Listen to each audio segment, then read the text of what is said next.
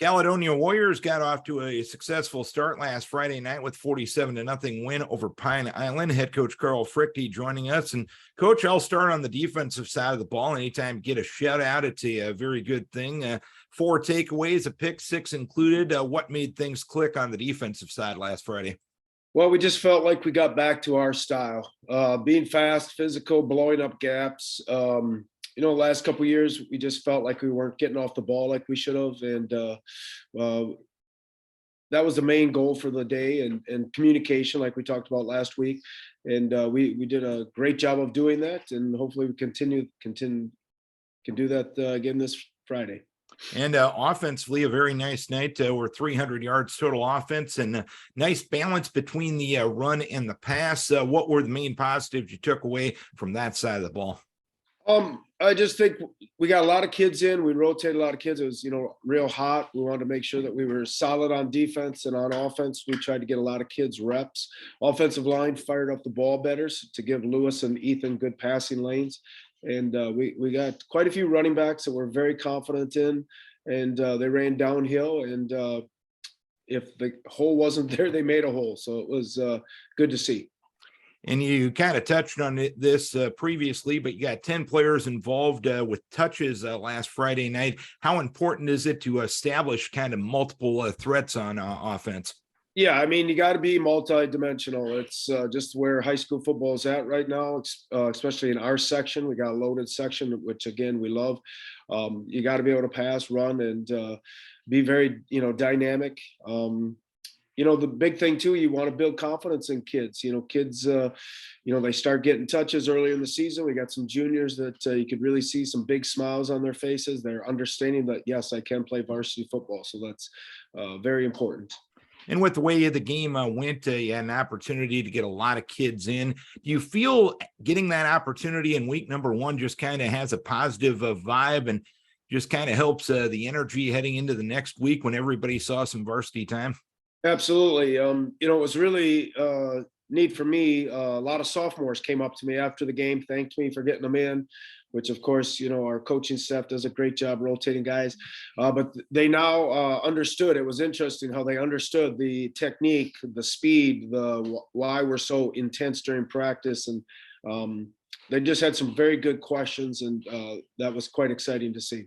Of course, us media guys, we see a 47-0 win and figure everything goes right. Fortunately for the development of young people and as a whole, not only just as football players, football coaches take a different approach to that. What are some of the things that you need to work on based on your week 1 performance? Well, it was 11-1 in penalties. So we obviously got to do a way better, 11, we had 11 penalties. So some of them were just being aggressive,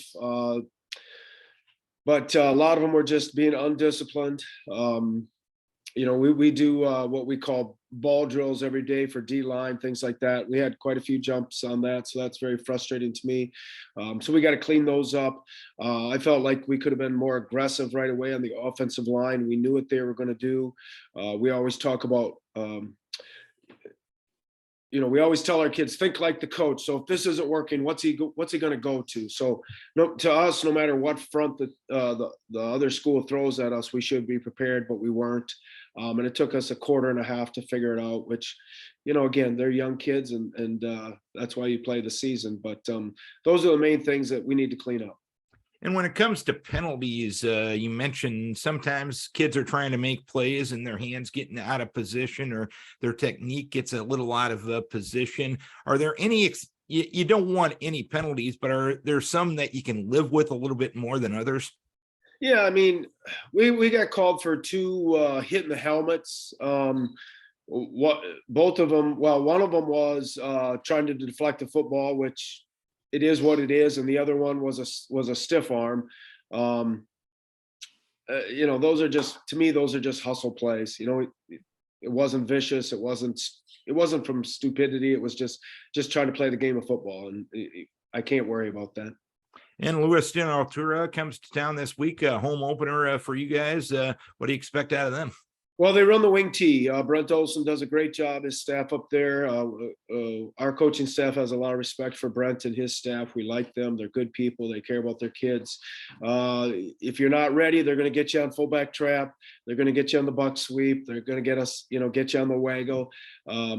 I love these games because they force your kids to really talk, communicate, and trust one another, because flow is going to go one way. And if you're not ready on the backside, you're going to be in trouble. So it's a great challenge for us, but we're excited about it, and we expect a good ball game Friday. So discipline on defense, the number one key in Yes. defending an offense like that, correct? Yes, discipline and being gap sound, and then communicating, and like we talked about, trusting your brother, trusting your teammate. Just like we talked about last time. All right, Coach. Hopefully you can go to 2-0 this week. Keep your kids healthy. We wish you best of luck. Right on. You are so right there, sir. Thank you, Darren. Carl Fruechte, head coach of the Caledonia Warriors, home opener this week against Lewiston Altura.